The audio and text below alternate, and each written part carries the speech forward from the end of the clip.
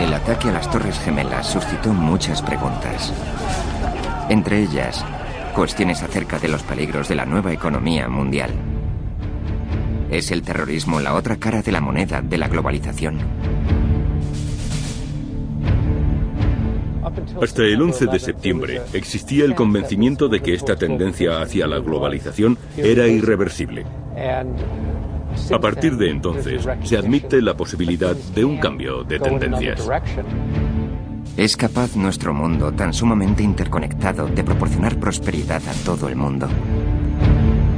That's basically the next big challenge is making this interdependent world of ours on balance far more positive and negative. And the extent to which we succeed in doing that will determine whether the 21st century is either marred by terrorism of all kinds or whether it becomes the most peaceful and prosperous and interesting time the world's ever known.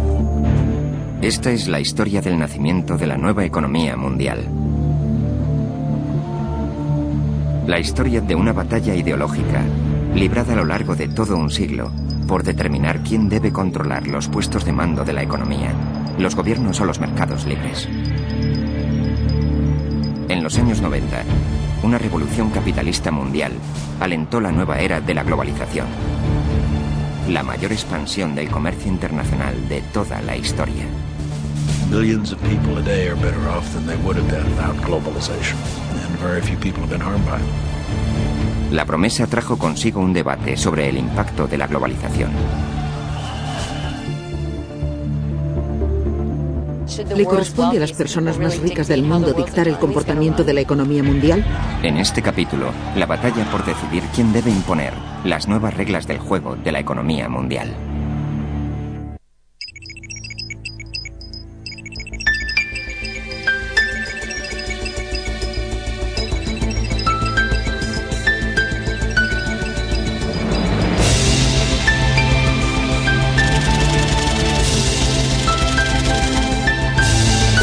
La batalla por la economía mundial.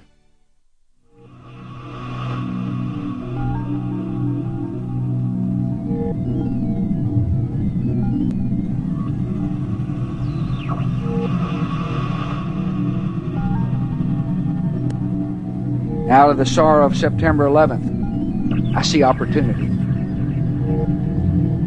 A chance for nations to strengthen and rethink and reinvigorate their relationships. When nations open their markets to the world, they find in America a trading partner, an investor, and a friend.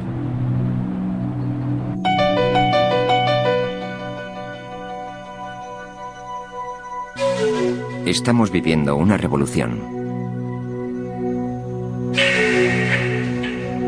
La década de los 90 fue testigo de la creación de un nuevo modelo de economía global.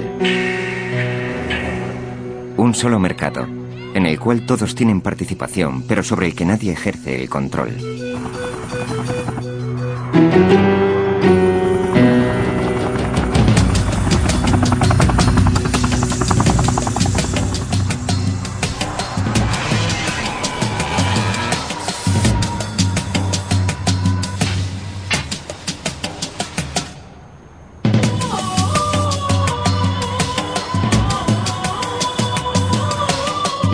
La globalización ha comportado una prosperidad inusitada, pero también crisis y riesgos, cuyo alcance por el momento solo empezamos a comprender.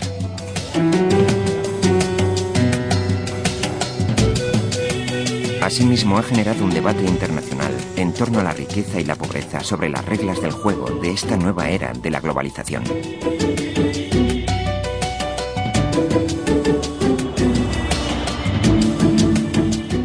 Posiblemente los historiadores dirán que empezó una nueva era a comienzos de los años 90, coincidiendo con el final de la Guerra Fría y la crisis del Golfo.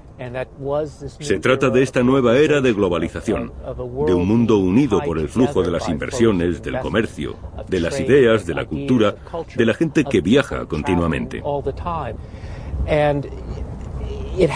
Y llegó muy deprisa.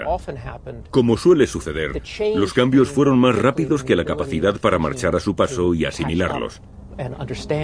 Para comprender nuestra actual situación y a dónde nos conducirá, deberemos entender el pasado reciente.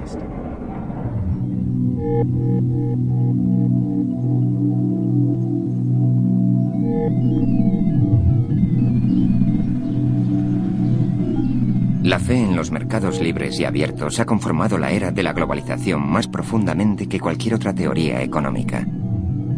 El mercantilismo ha constituido un principio fundamental del capitalismo durante más de 200 años. No obstante, en los años 90, el mercado global originó una situación que ni los gobiernos ni los políticos podían soslayar. Nuestra historia comienza en 1992.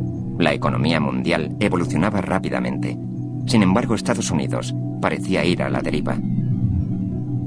Una recesión había abocado al paro a 10 millones de trabajadores. Las industrias combatían la intensa competencia extranjera. Europa se había unificado comercialmente. Japón era aparentemente invencible. Las empresas japonesas compraban auténticos símbolos para los estadounidenses, como el Rockefeller Center y los estudios de la Universal.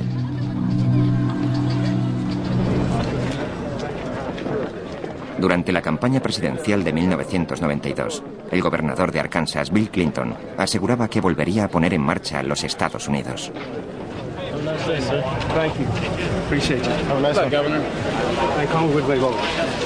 Obtuvo el crucial apoyo de los sindicatos norteamericanos a cambio de la promesa de protegerlos de la competencia internacional. Again, look at what our competitors do. Meet the competition. Look at what the high-wage countries do. Look at what Germany does. Look at what Japan does. That's what you got to do. And you'll stand up against the good old boys to do that, huh? Absolutely. Good luck to you. What's the purpose of having a country if you're going to let it go down the drain? I don't know. Why have we been doing that? You got my vote. Hey, Governor, don't forget the federal employees too, okay? Thank you. Yeah, my vote. Thank you, guys. Sin embargo, en una reunión con los financieros de Wall Street, Clinton discutió un programa muy distinto, un proyecto al que algunos de sus más fervientes seguidores se opusieron categóricamente. Los mercados financieros pretendían controlar el gasto público, cortar el déficit y abrazar el comercio libre. De no aplicarse esta política, consideraban que la economía norteamericana jamás se recuperaría. Durante una cena en un selecto restaurante, Clinton trató de persuadir a algunos de los más expertos ejecutivos de Wall Street de que compartía su visión del mundo.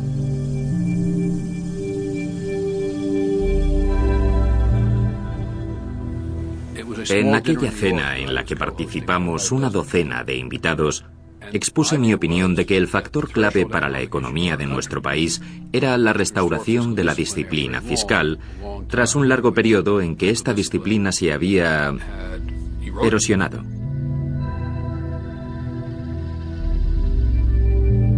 I could see that Reuben and the others that were there in this rather dark place where we had dinner at night were kind of looking and saying, you know, can this guy from Arkansas be president? What could he possibly know enough about the economy to do it? De aquella reunión saqué la impresión de que a Clinton le preocupaba el asunto, al menos a mi modo de ver, más importante. En cuanto al comercio, era evidente que creía en la liberalización, lo que obviamente fue causa de escisión entre los demócratas. Lo fue entonces y aún lo es hoy. El comercio se convirtió en tema de debate durante la campaña presidencial de 1992. El presidente republicano George Bush había negociado un tratado que permitiría el libre acceso de la circulación comercial y la inversión entre los Estados Unidos, Canadá y México.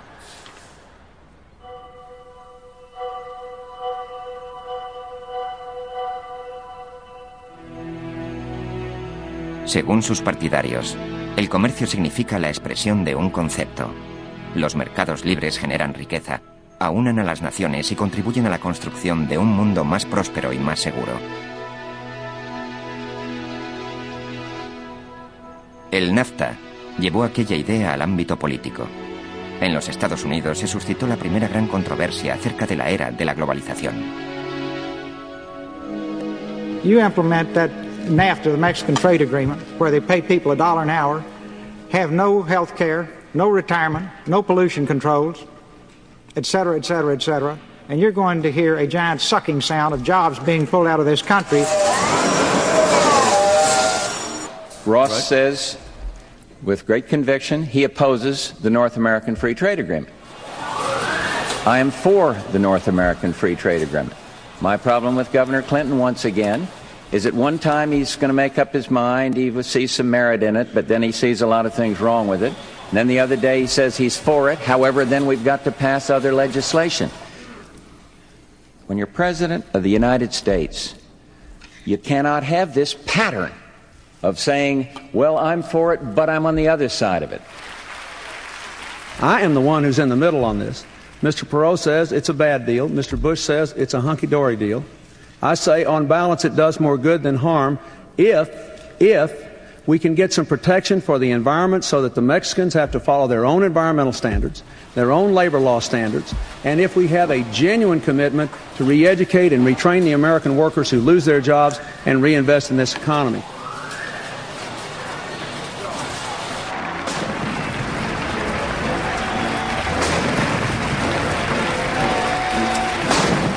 Una vez en la Casa Blanca, la política económica de Bill Clinton se encaminó directamente a la restauración de la confianza de los mercados financieros. El primer periodo de su presidencia estuvo consagrado a la batalla por la reducción del déficit. En cuanto al comercio, el presidente cambió su postura y anunció que apoyaría sin reservas el NAFTA en todos sus términos. El presidente Clinton pronunció un discurso en la sala este de la Casa Blanca. En él expuso el modo en que deseaba tratar el asunto del NAFTA con el pueblo estadounidense. Fue una alocución muy significativa. Habló del NAFTA desde una perspectiva mucho más amplia. Abordó el tema del NAFTA inserto en el contexto de los rápidos cambios que tenían lugar en la economía global. Cambios estos derivados no solo del comercio, sino también del desarrollo tecnológico y de la expansión de la economía de mercado. This debate about NAFTA is a debate about whether we will embrace these changes and create the jobs of tomorrow, or try to resist these changes, hoping we can preserve the economic structures of yesterday. Nothing we do in this great capital can change the fact that people can move money around in the blink of an eye. I tell you, my fellow Americans, that if we learn anything from the collapse of the Berlin Wall and the fall of the governments in Eastern Europe, even a totally controlled society cannot resist the winds of change that economics and technology and information flow have imposed in this world of ours. Para algunos de sus seguidores, el cambio de opinión de Clinton sobre el NAFTA no era ni más ni menos que una claudicación. El movimiento sindicalista de los Estados Unidos se opuso al NAFTA tal y como se planteaba, puesto que lo consideraba un acuerdo sobre el comercio y las inversiones en el que predominaban las corporaciones, un pacto al servicio de los intereses de las multinacionales a fin de incrementar su flexibilidad, su movilidad y su influencia. Además, el NAFTA no protegía los derechos de los trabajadores a sindicarse y alcanzar convenios colectivos con el fin de hacerse oír en la escena política, de modo que los obreros pudiesen constituir una fuerza compensatoria al poder de las multinacionales. Creo que en el asunto del NAFTA Clinton vendió a los trabajadores que lo apoyaron y mucha gente no lo ha perdonado por ello. Our adversaries tried to make it look like the whole American establishment's on one side and the little guys are on the other. And they could, stir that fear factor. And it was a tough sell. It was a tough sell. Para mí fue uno de los gestos más valientes de su presidencia. Colaboramos mucho con él. Los republicanos de la Cámara votaron la moción en mucho mayor porcentaje que los demócratas. El 60% de los congresistas demócratas votaron en contra del NAFTA. Solo fue posible aprobarlo con el apoyo republicano. Tras el refrendo del NAFTA, miles de empresas extranjeras abrieron fábricas en el norte de México, desde las que importaban sus productos al mercado estadounidense, distante tan solo unos kilómetros.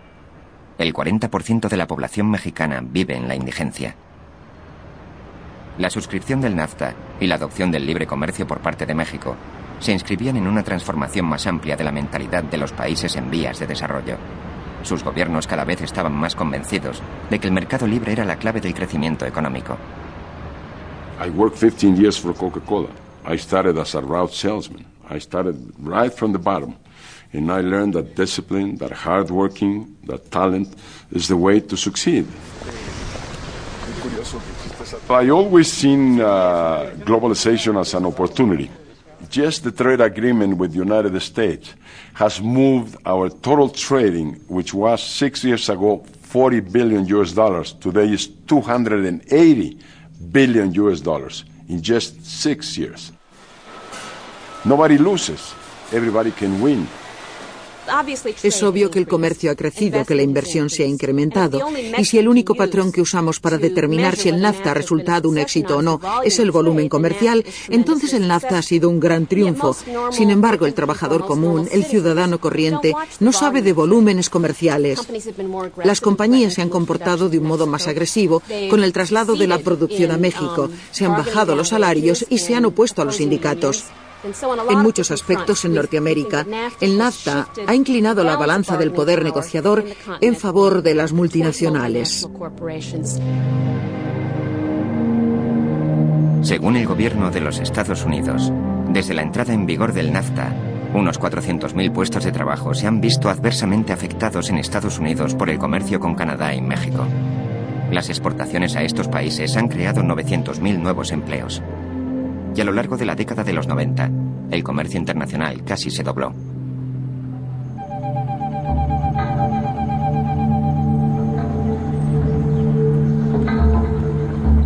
Nuestro concepto habitual de comercio es el tráfico de bienes y productos a través de las fronteras.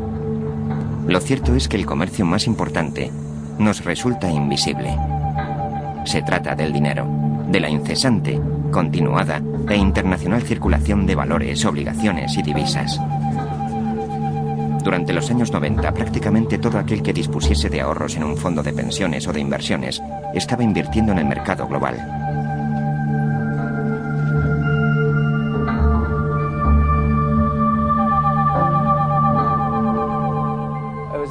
Asistí a una de esas cenas que llaman de pensadores en la Casa Blanca antes de un debate sobre el Estado de la Unión. Se suscitó una gran discusión entre los comensales acerca de los mercados, que son los de ahí fuera. Otra gente. Al final levanté la mano y repliqué: con el debido respeto, el mercado no son solo ellos, también somos nosotros. La suma de nuestros ahorros para la jubilación, nuestros planes de pensiones, de eso se compone el mercado.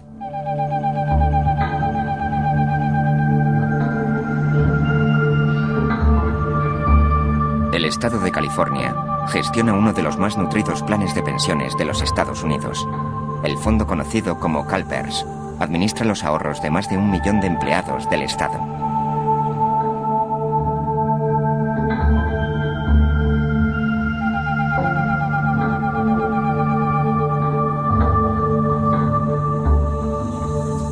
Durante varias décadas, CalPERS había invertido solamente en los Estados Unidos.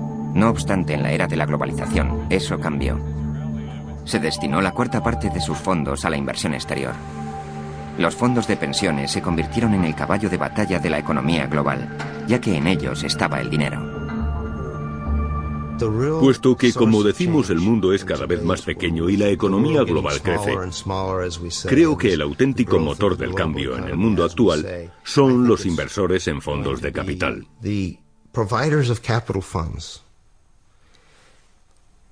Y estos, nos guste o no, se componen cada vez más de los grandes fondos de pensiones.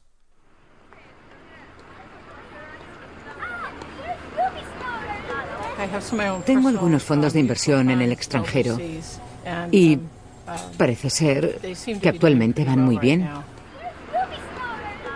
Creo que CalPERS tiene la responsabilidad fiduciaria de buscar los mercados más rentables para invertir y así cumplir con su obligación de proporcionar beneficios a sus accionistas.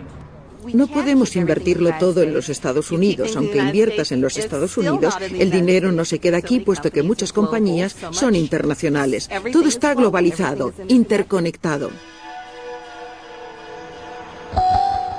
Al finalizar la Guerra Fría, muchos países abrieron sus mercados a la inversión extranjera por vez primera. Organismos de gestión de fondos como CalPERS descubrieron nuevas posibilidades. Contrataron gerentes de cartera para dar una batida en los países tercermundistas. ahora rebautizados como mercados emergentes. Okay, very good. Yeah. Let me talk to Dennis, huh? Yeah, but they got an election coming up.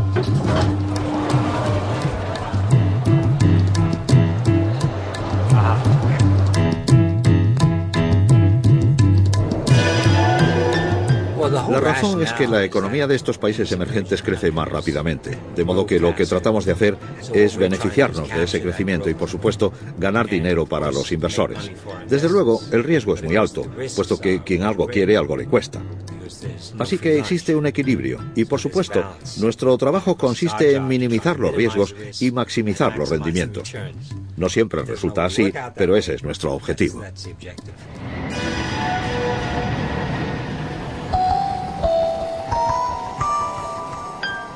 A medida que la inversión se desplegaba por el mundo, la administración Clinton ampliaba el programa comercial adoptado con la firma del NAFTA. Estados Unidos animó a los países en vías de desarrollo a continuar abriendo sus economías al mercado global.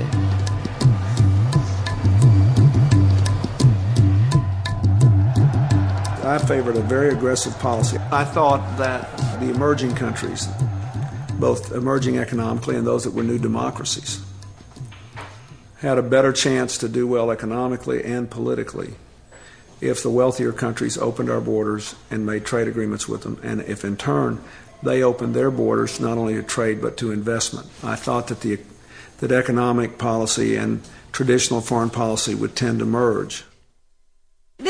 Y así ocurrió.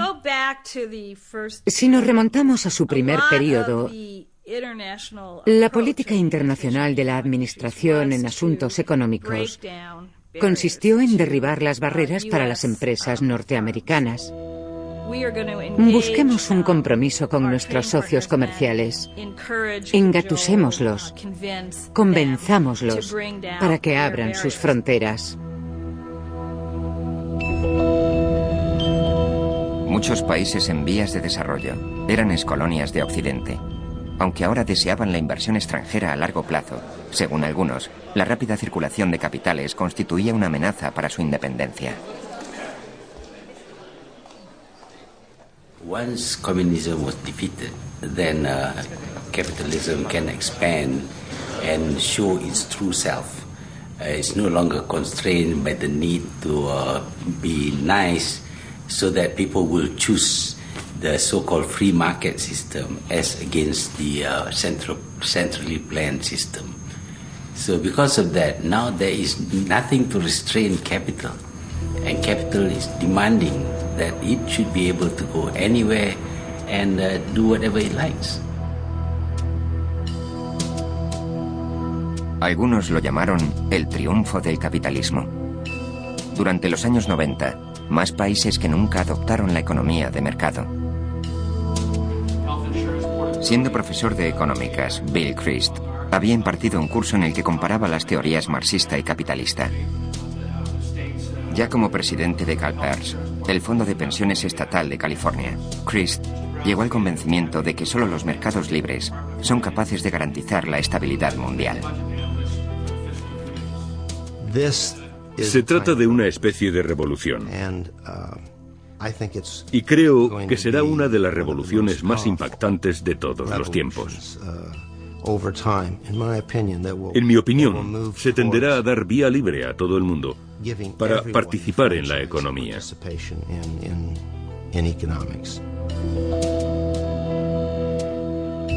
Si no tendemos la mano a estos mercados emergentes, si no los evangelizamos, por así decir, ni los alentamos en su reforma, ni invertimos parte de nuestros fondos de capital en ellos, aprovechando estas oportunidades, si no hacemos esto, me temo que se cumplirán las predicciones que hace tiempo formularan Karl Marx, el señor Engels y otros, y se producirá un enfrentamiento entre ricos y pobres,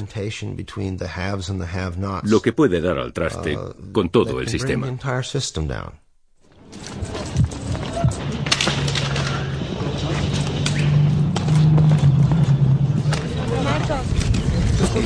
El mismo día en que el NAFTA entró en vigor, los rebeldes zapatistas se alzaron en el sur de México. Poco después, el candidato presidencial favorito fue asesinado. Por temor a la inestabilidad, la inversión extranjera empezó a retirarse. La economía mundial estaba a punto de enfrentarse a un nuevo tipo de recesión.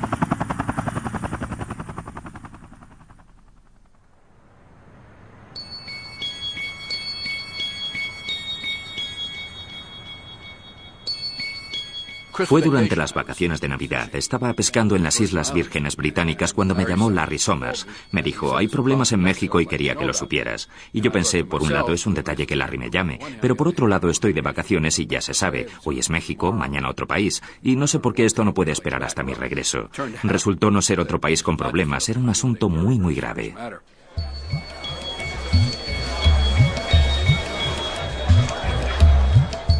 Estaba en un restaurante y me dijeron que me llamaba el ministro de Hacienda. Me puse al teléfono y me dijo, Greenspan y yo tenemos un problema y creemos que si no actuamos contundentemente, el peso mexicano implosionará. Y si eso sucede, el gobierno mexicano se tornará inestable. Y pensamos que podrían llegar a los Estados Unidos entre 5 y 9 millones de inmigrantes en busca de trabajo. Lo comprendió enseguida y recuerdo que me dijo, esta es la primera crisis financiera del siglo XXI. Le dije, esta es la primera vez que se produce una auténtica crisis financiera a escala mundial, lo que acabará convirtiéndose en algo muy normal. De modo que instintivamente le dije, te apoyaré.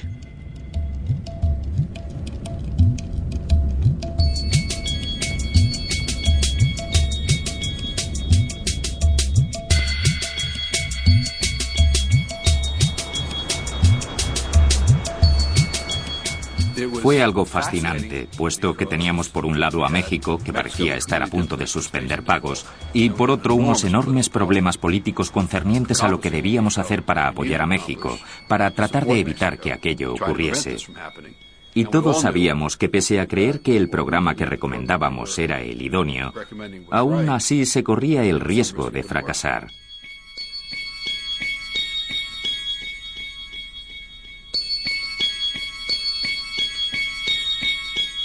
Vas a ver al presidente y le dices que hay una gran crisis en ciernes y que le puedes recomendar una medida para solucionarla. No podemos garantizar su éxito. Resulta muy arriesgada y sabemos que será enormemente impopular. Sin embargo, pensamos que debería tomarla de todos modos. Somewhere between 5 and 10 minutes, I'll listen to all this. I said, well, this is a no-brainer. We got to do this. If we don't do this, Mexico will certainly fail. Then the borders will be flooded with illegal immigrants who are starving and need food and a job. We'll have an enemy on our southern border, people that will remember when they were down and they were in need, we were not a good neighbor, and we will pay hugely for that. All over the developing world, people who look at us and think that we are smug and rich and unresponsive and don't care about anybody else will have all that confirmed. If we help, at least people will know we tried in a good cause, and it will resonate throughout the developing world. La operación de rescate surtió efecto. México pronto reintegró el préstamo. A decir de algunos, la intervención sentó un peligroso precedente. Se había protegido a unos grandes inversionistas de los riesgos que habían asumido voluntariamente. Recuérdese que la gente a la que sacamos de apuros eran extranjeros que habían invertido en obligaciones mexicanas. De modo que, en cierto sentido, estábamos auxiliando a nuestros propios ciudadanos. Sin embargo, los bancos y otros grandes inversores captaron el mensaje de que la Hacienda estadounidense, por aquel entonces, estaba adoptando una política proteccionista. Quienes se arriesgan deberían asumir esas contingencias. De igual modo que obtienen beneficios, deberían arrostrar las pérdidas. Para cuando la recesión mexicana se resolvió, la tecnología ya había transformado los mercados financieros. El dinero podía literalmente cruzar fronteras en cuestión de segundos.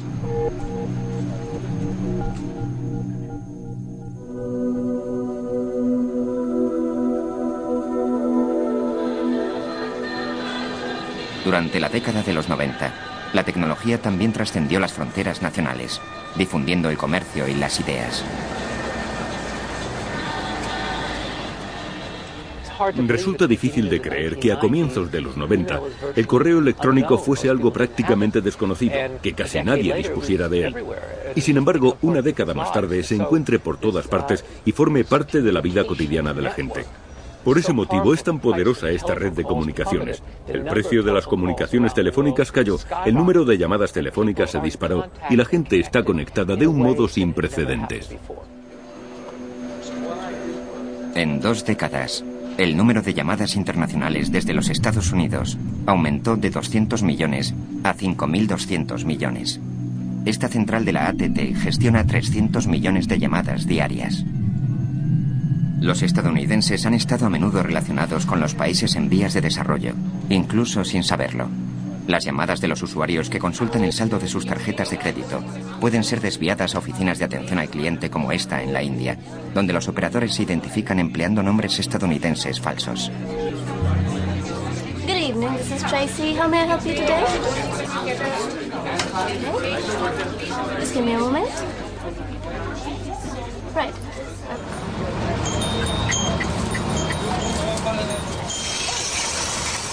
En las remotas aldeas de la India, los granjeros llevan sus cosechas al mercado, tal y como han hecho durante generaciones. Pero una conexión a Internet les asegura que cobren por sus productos el precio internacional, una tarifa fijada en la Bolsa Mercantil de Chicago, a casi 13.000 kilómetros de distancia.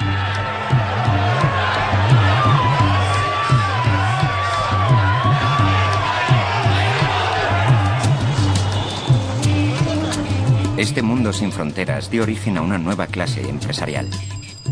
Ahora los industriales pueden actuar como multinacionales y considerar el mundo un mercado único. Narayana Murthy comprendió esta revolución antes que la mayoría. Todos creíamos en la planificación central, creíamos en el socialismo, porque pertenecíamos a otra generación. Pero después me di cuenta de que si quieres erradicar la pobreza, no debes hacerlo redistribuyendo la riqueza preexistente, sino creando más riqueza. Con solo $250, Murthy contribuyó a fundar una compañía de software informático. Su sede central de Bangalore se convirtió en la segunda mayor empresa de software del mundo, tan solo por detrás de Microsoft. El 30% de los ingenieros de software proceden de la India. Mi concepto de la globalización es el siguiente: producir donde resulte más barato, vender donde sea más rentable, obtener el capital de donde éste se encuentre sin preocuparse por las fronteras.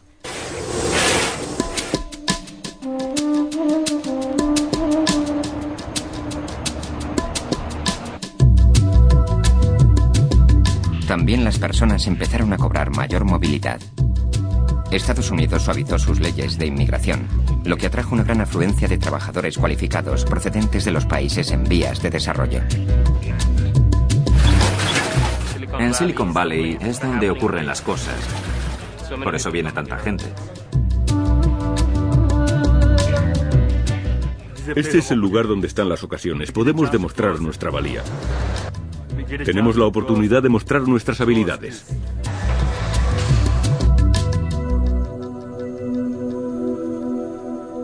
En muchos sentidos, Silicon Valley es el centro espiritual de la nueva aldea global. La fuente no solo de su tecnología, sino de sus valores empresariales. La familia Draper lleva invirtiendo en empresas desde los años 50, cuando aportaron capital de riesgo a Silicon Valley.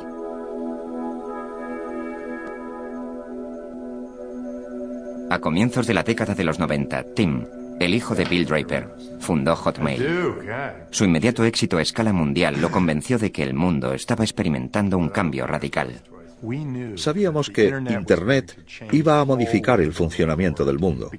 Podías comerciar, podías comunicarte, podías hacer todas estas cosas en la red. Los gobiernos de la India, África, Pakistán, China estaban aislados, no participaban en la economía internacional. Ahora ya podían hacerlo. Sí, puesto que ya podían comunicarse con el resto del mundo a través de Internet. Era una gran ocasión. Nos dimos cuenta y nos embarcamos en ello. Creo que las empresas pueden surgir en cualquier sitio. Lo único que hace falta es alguien con una idea para hacer algo mejor. Casi la cuarta parte de la población mundial estaba accediendo al mercado internacional por vez primera.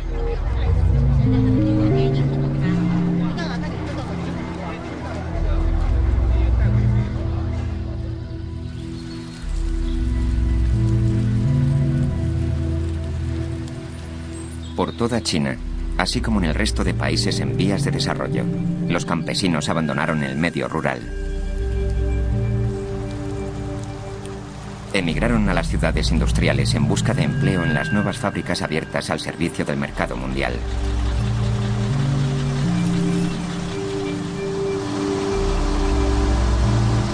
La era de la globalización fue testigo de la mayor oleada migratoria de la historia.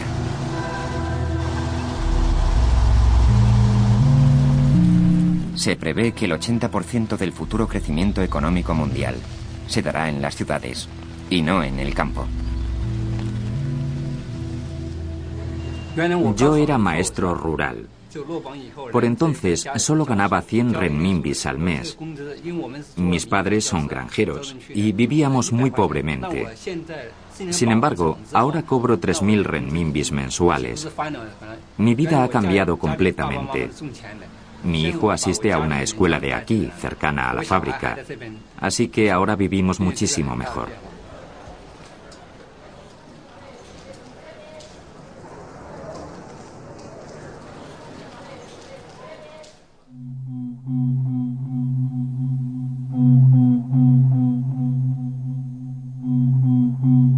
Los dirigentes chinos confiaban en poder imitar a los tigres económicos del sudeste asiático, naciones antaño empobrecidas y ahora transformadas por el mercado y la inversión.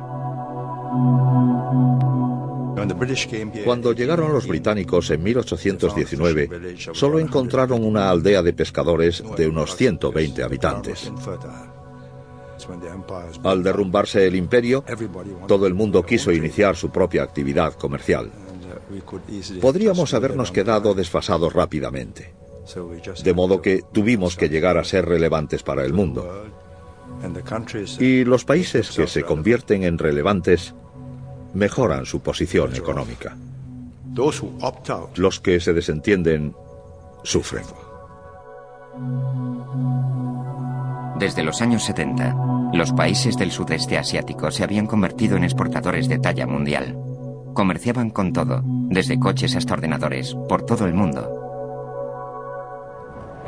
Se denominó el milagro económico asiático, puesto que jamás en toda la historia universal se había visto semejante crecimiento económico. Tanta gente saliendo de la indigencia, un surgimiento tan rápido de una clase media. A mediados de los 90, muchas economías asiáticas tenían la increíble tasa de crecimiento anual del 10% o más.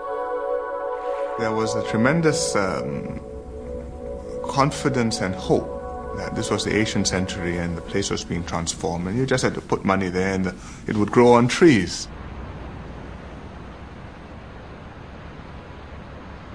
Recuerdo que el presidente ejecutivo de una gran compañía me dijo en 1995 más o menos, si no intervenimos en Asia, mañana será demasiado tarde.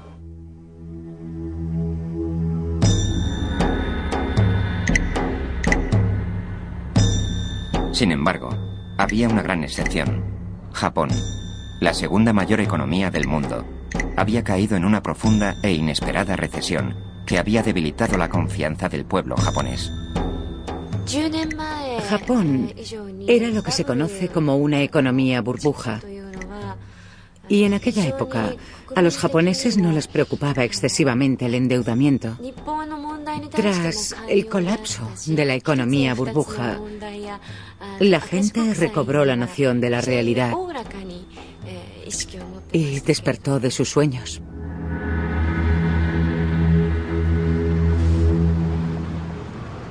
Hubo un tiempo en que la economía japonesa parecía imparable, pero tardó en adaptarse a los vertiginosos cambios de un mundo interconectado y en veloz movimiento. La economía japonesa es en cierto modo provinciana y cerrada. De eso no hay duda. Es una sociedad muy cerrada. Si camina por las ciudades japonesas, no verá muchos extranjeros. Japón, el gran exportador, era proteccionista con sus industrias. En el fondo de sus problemas económicos subyacía una contradicción. Un sector de la economía japonesa, el dedicado a la exportación, es enormemente competitivo y está compuesto por empresas como Toyota y Sony. En cambio, la producción para el consumo interno no es nada competitiva. Así que tenemos un sistema capitalista basado en el mercado, por un lado, y por otro, un sector muy socialista, muy igualitario. La burocracia estatal japonesa desarrolló una economía muy regulada. Como tuvo ocasión de comprobar Masahisa Naito, el concepto de cambio chocaba contra el muro del escepticismo. Quise liberalizar nuestro sistema financiero. El nuevo mercado global de los años 90 creó una nueva realidad. Dije que debíamos cambiar a fin de que Japón prosperase en el seno de la nueva economía mundial. Mis colegas del gobierno me criticaron. Opinaban que, por el bien de Japón, mis ideas debían desecharse. Naito fue cesado sin previo aviso. Japón siguió aplicando sus métodos tradicionales y la recesión económica del país continuó. Por vez primera, una de las naciones del milagro económico asiático experimentaba dificultades.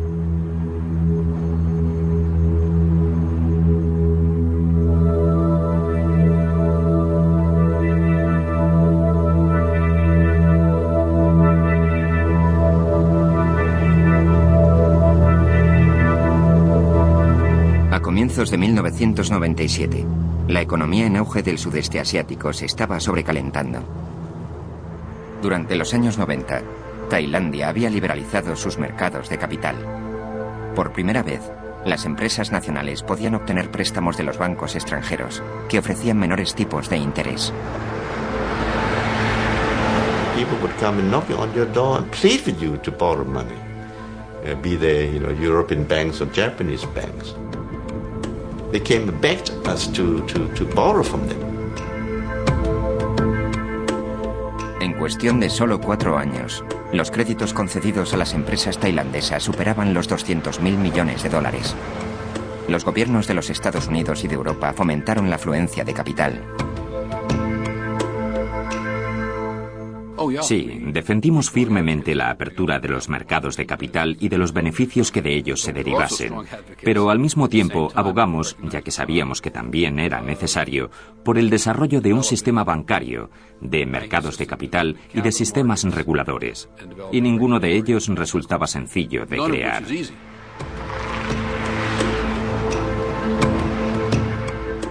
Existía un defecto subyacente en el sistema al que la gente no concedía demasiada importancia: la debilidad institucional, lo que significaba que los sistemas bancarios no estaban debidamente desarrollados y los mecanismos de seguridad eran imperfectos. No habían evolucionado de modo acorde con el crecimiento económico y la integración en la economía mundial de estas naciones.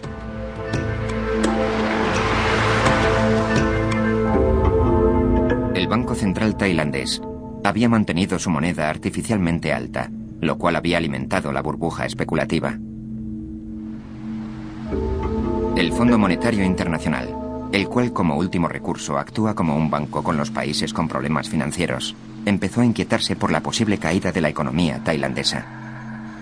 Viajé a Bangkok en mayo de 1997. Había grúas por todas partes.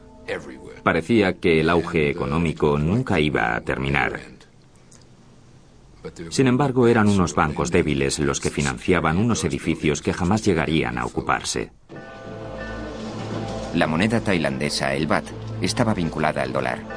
A medida que la economía tailandesa se debilitaba, los mercados financieros se iban dando cuenta de que aquella política no podía sostenerse. La moneda tailandesa tenía un nivel de paridad con el dólar. Tenía un cambio fijo.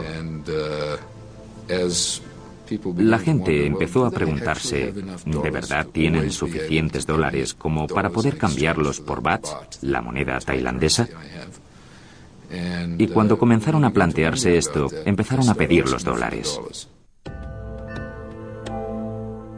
El Banco Central seguía diciendo no, no, no, y seguía aflojando dólares para defender su moneda, de modo que su reserva de divisas menguaba. Y, por supuesto, todo aquel administrador de fondos de cobertura que viese aquello pensaba, esta gente va a tener problemas, así que voy a deshacerme de los bahts. El baht cayó a causa de la implacable presión del mercado. En julio de 1997, el gobierno tailandés se vio obligado a devaluar la moneda. La burbuja había estallado y estaba a punto de estallar también la crisis financiera asiática. El impacto económico reverberó recorriendo todos los niveles de la sociedad tailandesa. Cuando la economía empezó a ir mal, el sueldo de mi marido se vio reducido en un 30%. Tuve la suerte de conservar mi trabajo, pero no me concedieron un aumento. Mi marido tuvo que buscarse un pluriempleo para alimentar a nuestra familia. Por las mañanas conduce una mototaxi. El coste de la vida subía. Todo se encarecía. El agua, la electricidad, incluso el jabón. Sin embargo, los salarios se congelaron o incluso bajaron.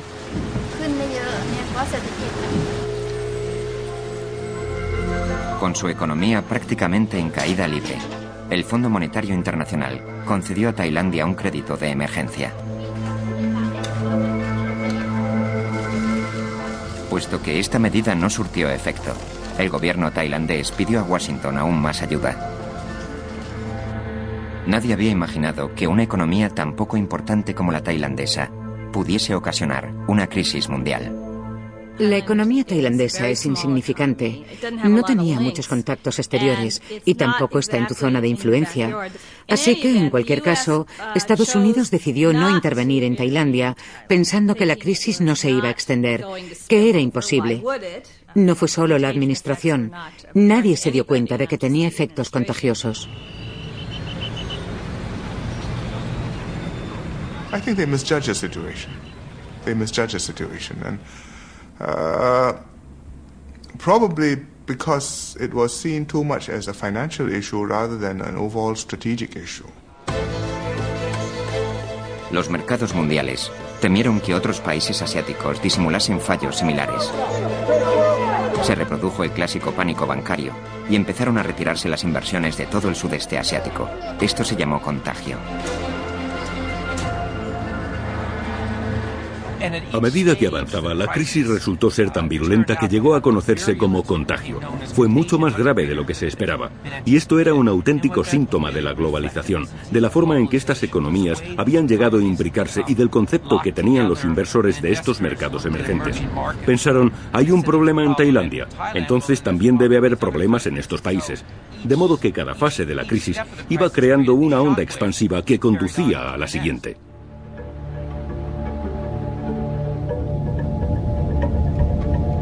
Tailandia contagió a sus vecinos. La economía de Malasia parecía estable hasta el momento. Repentinamente, tuvo que encararse con la inmisericordia presión del mercado internacional. We have the currency going down and down and down, and we have the stock market doing the same. And we felt totally helpless. We feel that there is no way we can recover. So, I mean, the feeling is really very bad, very frightening.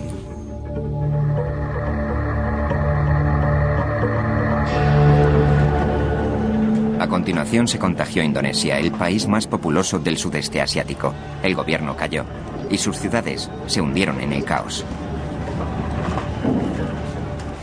Los administradores de fondos de inversión desconocían las diferencias entre Malasia, Tailandia y Singapur. Solo pensaban, quiero salir de aquí. Los precios de las propiedades cayeron, las empresas quebraron y en el caso de Indonesia, el entramado social quedó destruido.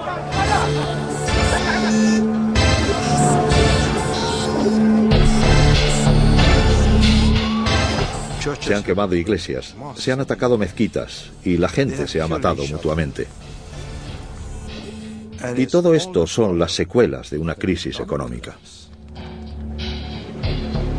Se trataba de un nuevo tipo de crisis financiera, distinto de todos los conocidos por el Fondo Monetario Internacional. El FMI procuró enormes créditos a Indonesia y a otras naciones asiáticas, a condición de que recortaran el gasto público, subiesen los tipos de interés y erradicasen la corrupción. Eres médico y vas a tratar a un paciente muy enfermo, pero la opinión pública culpa al médico por la enfermedad del paciente, y sin embargo, este estaba enfermo antes de que llegara el médico.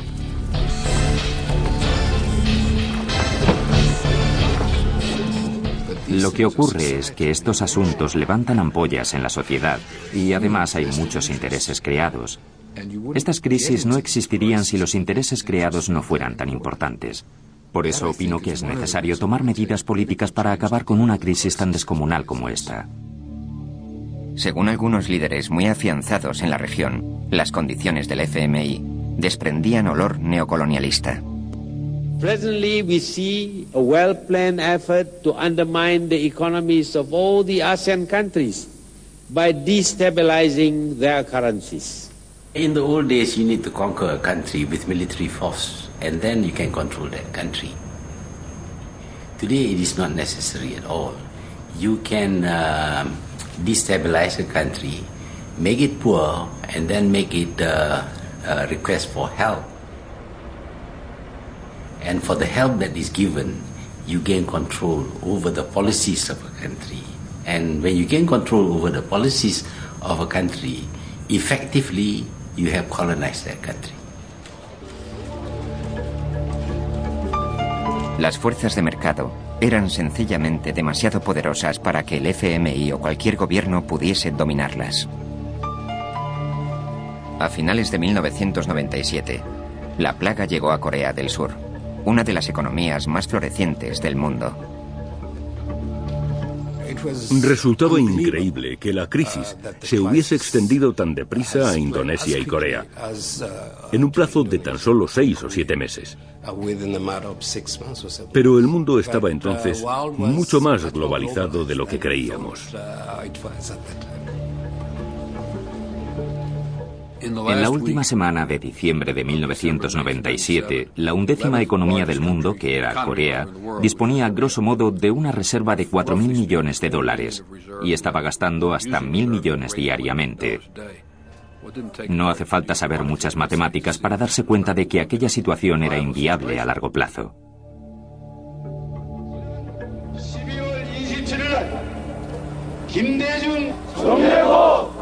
Corea había estado engañando al mundo al afirmar que tenía suficientes reservas para encararse a la crisis.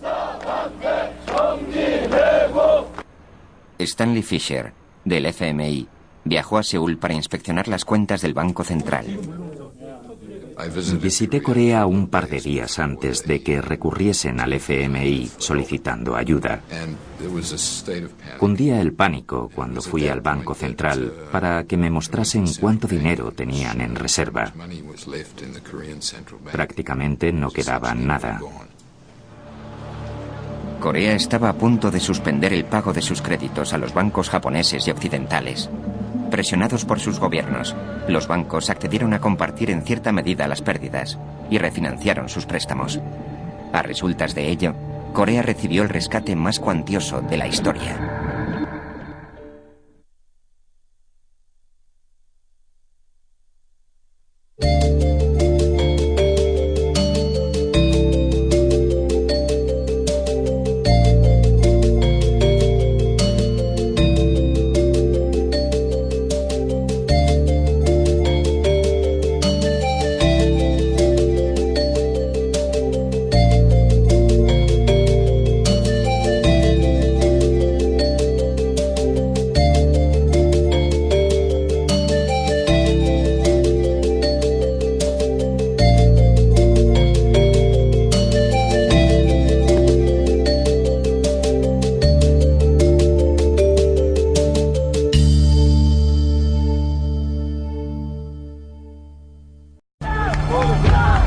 El ataque a las Torres Gemelas suscitó muchas preguntas.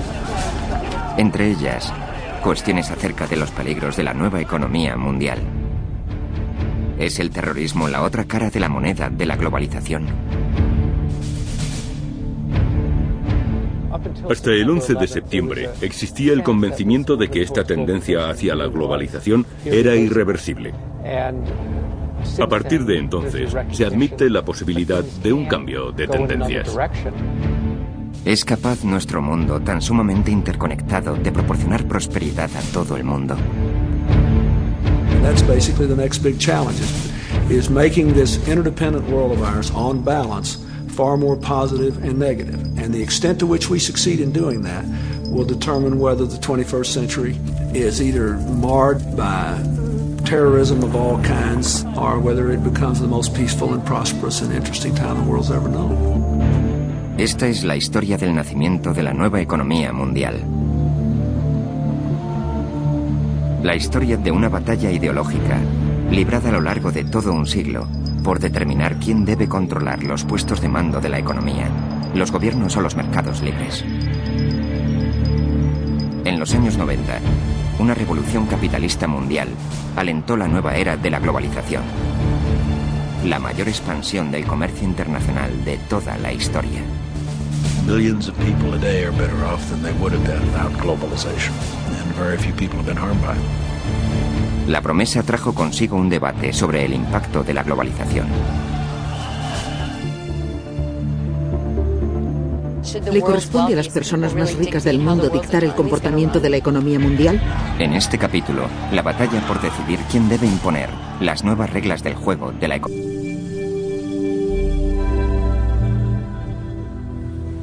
En aquella cena en la que participamos una docena de invitados, expuse mi opinión de que el factor clave para la economía de nuestro país era la restauración de la disciplina fiscal, tras un largo periodo en que esta disciplina se había erosionado.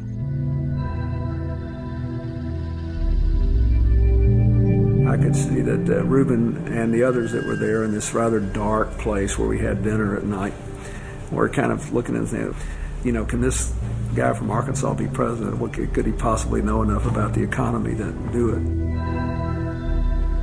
De aquella reunión saqué la impresión de que a Clinton le preocupaba el asunto, al menos a mi modo de ver, más importante.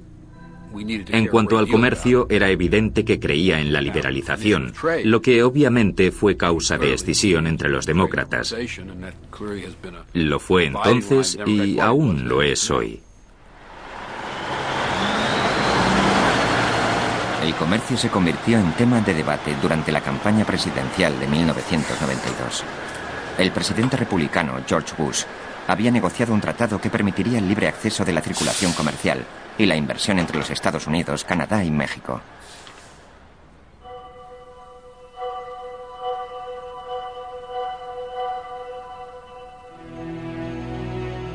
Según sus partidarios, el comercio significa la expresión de un concepto. Los mercados libres generan riqueza, aunan a las naciones y contribuyen a la construcción de un mundo más próspero y más seguro. El NAFTA llevó aquella idea al ámbito político. En los Estados Unidos se suscitó la primera gran controversia acerca de la era de la globalización.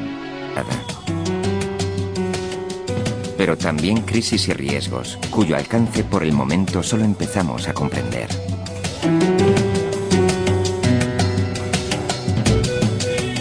Asimismo, ha generado un debate internacional en torno a la riqueza y la pobreza sobre las reglas del juego de esta nueva era de la globalización.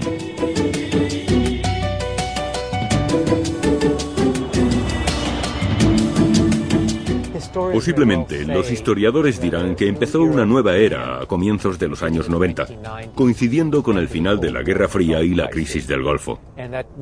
Se trata de esta nueva era de globalización, de un mundo unido por el flujo de las inversiones, del comercio, de las ideas, de la cultura, de la gente que viaja continuamente. Y llegó muy deprisa. Como suele suceder, los cambios fueron más rápidos que la capacidad para marchar a su paso y asimilarlos. Para comprender nuestra actual situación y a dónde nos conducirá, deberemos entender el pasado reciente.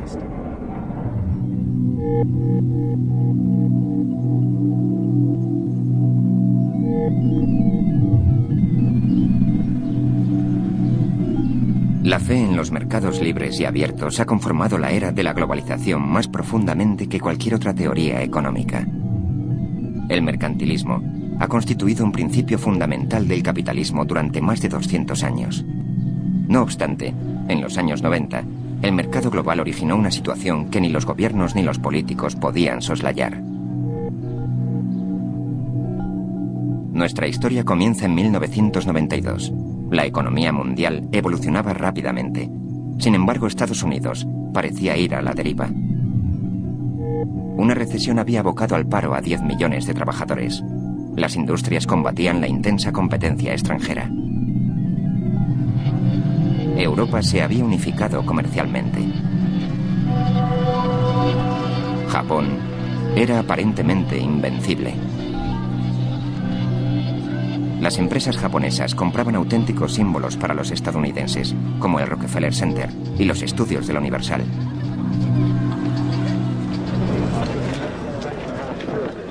Durante la campaña presidencial de 1992, el gobernador de Arkansas, Bill Clinton, aseguraba que volvería a poner en marcha los Estados Unidos.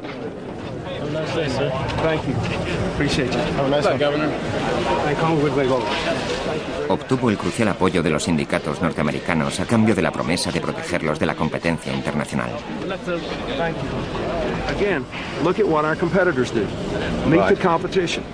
Look at what the high-wage countries do. Look at what Germany does. Look at what Japan does. That's what you got to do. And you'll stand up against the good old boys to do that, huh? Absolutely. Good luck to you. What's the purpose of having a country if you're going to let it go down the drain? I don't know. Why have we been doing that? You got my vote. Hey, Governor, don't forget the federal employees too, okay? Thank you. Yeah, my vote. Thank you, guys.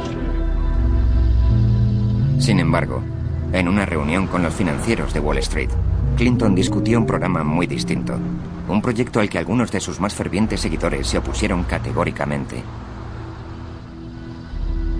Los mercados financieros pretendían controlar el gasto público, cortar el déficit y abrazar el comercio libre.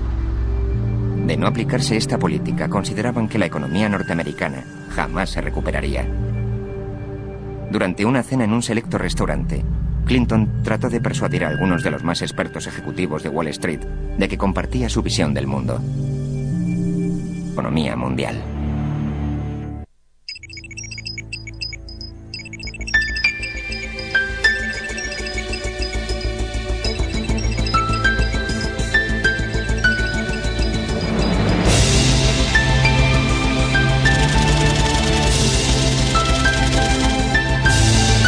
La batalla por la economía mundial.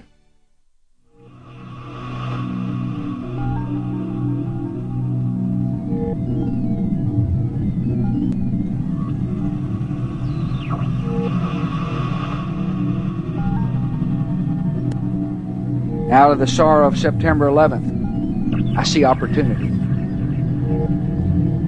A chance for nations to strengthen and rethink and reinvigorate their relationships.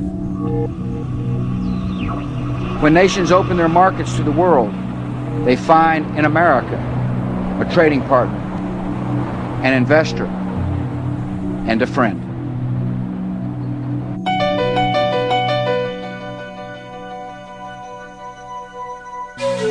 Estamos viviendo una revolución. La década de los 90 fue testigo de la creación de un nuevo modelo de economía global. Un solo mercado, en el cual todos tienen participación, pero sobre el que nadie ejerce el control.